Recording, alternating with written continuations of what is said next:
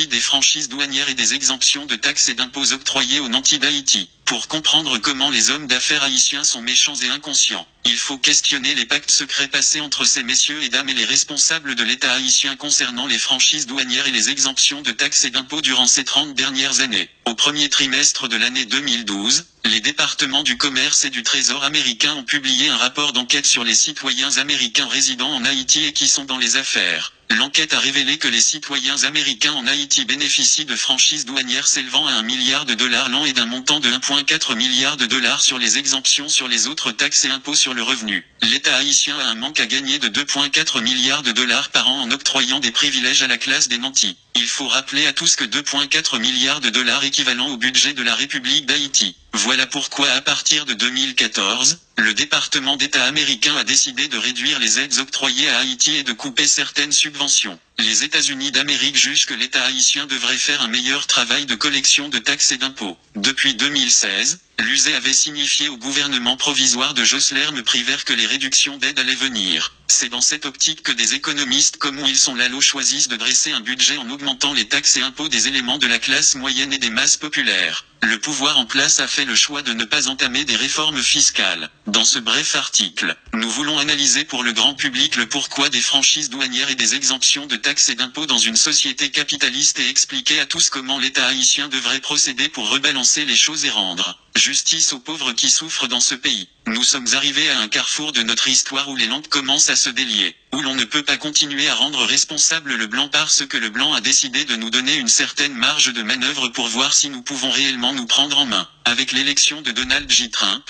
Haïti a la possibilité de tirer son épingle du jeu, d'effectuer des réformes en profondeur, d'établir des politiques publiques pour faire respecter le principe d'équité et d'égalité. Donald Trump durant sa campagne électorale avait promis que les États-Unis d'Amérique s'immisceront de moins en moins dans les affaires d'autres pays. Aujourd'hui, nous voyons clairement que l'administration Trump donne la primauté aux questions domestiques par rapport aux affaires étrangères. Qu'est-ce qui empêche à Haïti d'ouvrir un channel de communication avec la Chine populaire? Qu'est-ce qui empêche à Haïti de contacter des investisseurs au Moyen et au Proche-Orient? L'administration de Jovenel Moïse est otage de la classe d'affaires qui refuse de payer des taxes et des impôts. Les Arabes et les mulâtres en Haïti qui contrôlent la classe d'affaires ont longtemps choisi la voie de la bamboche et de la corruption généralisée. Ils ont prouvé qu'ils ne sont pas des Haïtiens. Nous n'encourageons pas la violence dans le pays, mais le peuple doit résister face à la menace que constituent ces deux classes en Haïti. Nous ne cherchons nullement à dédouaner les bossales qui s'allient à ces apatrides pour clouer au pilori les pauvres Haïtiens, miséreux de leur état. Nous classons à la même enseigne les intellectuels noirs de la classe moyenne et les politiciens issus de la classe populaire qui choisissent de faire le sale boulot pour les nantis d'Haïti. Aujourd'hui, nous devons poser la question de Dessalines, et les noirs dont les pères sont en Afrique, n'auront-ils rien? Haïti, depuis belle lurette a choisi la voie de la libre entreprise et de la démocratie, mais les acteurs dits capitalistes refusent de jouer le franc jeu. La capacité de l'État à collecter des taxes et des impôts est inhérente au régime démocratique et au mode de production capitaliste. Comment est-ce qu'un État peut fonctionner, peut investir dans les infrastructures s'il détermine à exonérer un groupe de citoyens devant le fisc? C'est un crime quand on sait que ce groupe de citoyens a les moyens pour faire marcher l'économie et la machine étatique. Pourquoi accorde-t-on des franchises douanières et des exemptions de taxes et d'impôts? Les franchises douanières et les exemptions de taxes et d'impôts sont accordées pour stimuler les hommes d'affaires et les entreprises à fonctionner et investir leurs profits pour créer des emplois et faire rouler l'économie nationale. Aux États-Unis d'Amérique, les entrepreneurs bénéficient de ces exemptions parce qu'ils investissent leurs profits à créer des emplois pour les éléments de la classe moyenne et le peuple en général. Il y a des mécanismes mis en place pour déterminer si un entrepreneur investit ou non ou s'il mérite de recevoir les exemptions en franchise douanière, sur les taxes et les impôts à payer. Que se passe-t-il en Haïti?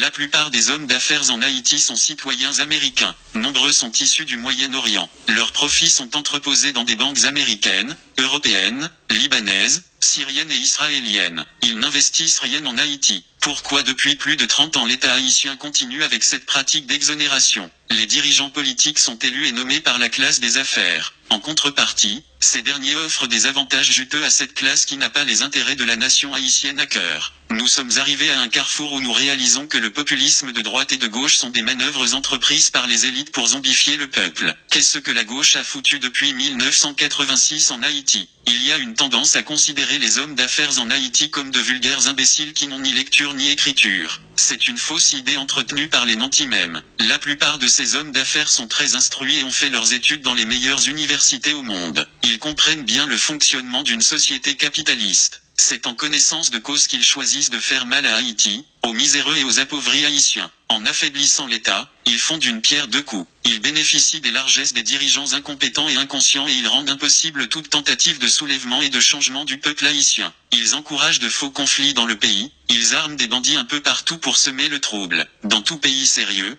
quand l'État faillit à sa mission, ce sont les élites qui se réunissent pour restructurer l'État. En Haïti, ce sont les élites qui affaiblissent l'État même. Elles jouent sur la précarité et sur l'ego surdimensionné des gens pour établir un système de corruption qui fait leur jeu. Dans quel pays au monde est-ce qu'une bourgeoisie choisirait de fonctionner dans la crasse ? Les hommes d'affaires sont en transit en Haïti. Ils font de l'argent dans le pays, mais leurs investissements sont ailleurs. Ils n'ont aucun intérêt comme des crises cardiaques, des AVC, ils meurent avec leur argent en poche. Le problème avec ces messieurs et dames c'est qu'ils n'éprouvent aucun sentiment nationaliste. Leur maladie est devenue contagieuse puisque la classe moyenne tend à émuler leur comportement suicidaire. Nombre d'Haïtiens ont des médecins privés à Miami, ils envoient leur progéniture à l'école aux États-Unis d'Amérique, en France et au Canada. Même les leaders politiques qui devraient donner le ton rentrent dans ce schéma. Le grand malaise dans tout ce drame est qu'il n'y a pas d'homme debout dans le pays capable de renverser la vapeur. Les intellectuels comme Youri Latortue, Patrice Dumont, Quesnay Farrell, Eddie Labossière, Sauveur Pierre-Étienne, Georges Michel, etc.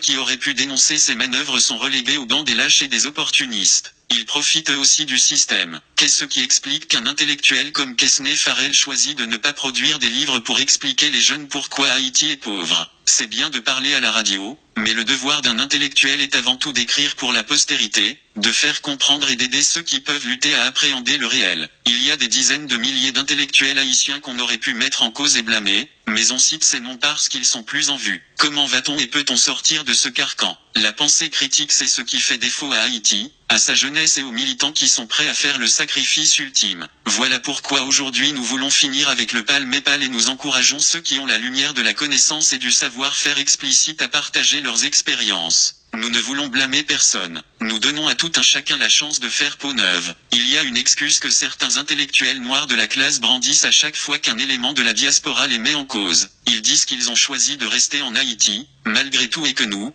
avons décidé de partir. Rester en Haïti est un choix calculé puisqu'ils font de l'argent, ils bénéficient dans une certaine mesure de l'ignorance de la masse. Certains économistes en Haïti et experts en sciences sociales sont assez aisés aujourd'hui et ils ne courent pas de grands risques à dire la vérité aux jeunes. L'opportunisme c'est tout ce qui caractérise le silence de nos intellectuels. Je sais que les réactions vont pleuvoir, mais aujourd'hui tout ce que l'on demande aux intellectuels noirs de la classe moyenne c'est d'être proactifs. Nous ne choisissons pas de tirer à boulet rouge sur les intellectuels vivant en Haïti et innocenter ceux qui vivent dans la diaspora. Ils sont tous à la même enseigne. Je dirais même que ceux qui vivent dans la diaspora sont beaucoup plus inconscients que ceux qui vivent en Haïti. Au moins, ils ont une certaine liberté et une certaine marge de manœuvre pour élever la voix dans le confort nord-américain et européen. À quand l'haïtien éduqué et instruit finira par réaliser qu'il fait partie du problème ? Je peux comprendre que la plupart des Arabes n'a pas de sentiment d'appartenance comme aurait dit Serge Beaulieu. Je peux comprendre que les mulâtres ont choisi de faire le Camp Gérard parce qu'ils comprenaient qu'ils étaient en position de régner en maître et seigneur après l'indépendance. En effet, ils se sont alliés aux généraux noirs et ont tué Jean-Jacques Dessalines, le fondateur de la nation haïtienne 211 après l'assassinat de l'empereur Dessalines. Que peut-on espérer ? Nous ne cesserons de le répéter, l'ennemi numéro 1 de la République d'Haïti est l'ignorance, la violence, la peur, la médiocrité, l'égoïsme, la méchanceté, la haine et l'opportunisme. Aujourd'hui, les éléments de la classe des bossals sont aussi coupables que les arabes et les mulâtres qui constituent la classe des nantis. Nous devons avoir le courage de dire que nous sommes les Aignais. Nul besoin de pointeur X ou Y du doigt. Nous sommes tous coupables et responsables de la misère et de la paupérisation de plus de 9 millions d'Haïtiens. Qu'est-ce que nous allons faire pour dénouer ce nœud gordien ? Je ne prétends pas avoir toutes les réponses, mais au moins j'agite les questions et je cherche à comprendre. Le président du Sénat Youri Latortue gagnerait en estime s'il cherchait à savoir à combien s'élève le montant actuel des franchises douanières et des exemptions de taxes et d'impôts octroyés à la classe des nantis. Le secrétaire d'État aux Finances Ronald Décembre devrait bien avoir ces chiffres prêts à partager avec les parlementaires qui disent représenter le peuple. Les économistes et les analystes politiques doivent poser des questions. Nous faisons semblant de ne pas voir et de ne pas comprendre. Et pourtant nous sommes assez instruits pour comprendre. J'aimerais bien que des économistes comme Quesnay Farrell et Eddy Labossière nous parlent du manque à gagner de l'État haïtien et du peuple haïtien dans l'octroi de ses franchises douanières et des exemptions de taxes et d'impôts. La séance tenue au Sénat de la République la semaine dernière sur les juteux contrats d'électricité ont permis à plus d'un de comprendre à quel point les élites économiques plumant la poule Haïti et son véreux. Octroyer des privilèges à ceux qui peuvent payer et qui n'investissent pas dans le pays est un scandale. Certains vont me dire que les hommes d'affaires ont des entreprises ça et là. Je leur dirai tout de go que le système d'oligopole et de monopole qu'ils établissent dans le pays par la peur et la violence décourage la compétition. Qu'ils partent et plus d'un verront comment les bien-pensants finiront par prendre les choses en main. Ceux qui sont lucides et qui voient clair doivent avoir le courage de dénoncer le mal que nous vivons en Haïti et de réfléchir sur le comment construire une société juste et plus équitable où règne la primauté des lois. L'État haïtien doit fermer le robinet des franchises douanières et des exemptions de taxes et d'impôts. Jovenel Moïse doit cesser de jouer au sourd et à l'imbécile pour enfin assumer ses responsabilités de chef d'État. Il doit se mettre au travail comme chef d'État. Il y a des hommes qui ont l'expertise nécessaire pour mener des enquêtes et aider l'État haïtien à appréhender le problème. Il suffit de crier à l'aide. Nous demandons aux jeunes haïtiens de consentir des efforts pour se former. Grâce à Dieu, nous avons l'Internet et nous avons des moteurs de recherche. La connaissance est plus accessible aujourd'hui. Nous devons nous former et nous devons poser des questions. La justice élève une nation, la connaissance et l'amour véritable libèrent. Que Dieu aide les Haïtiens à se débarrasser des turiféraires qui les tiennent attachés à la misère et à la crasse.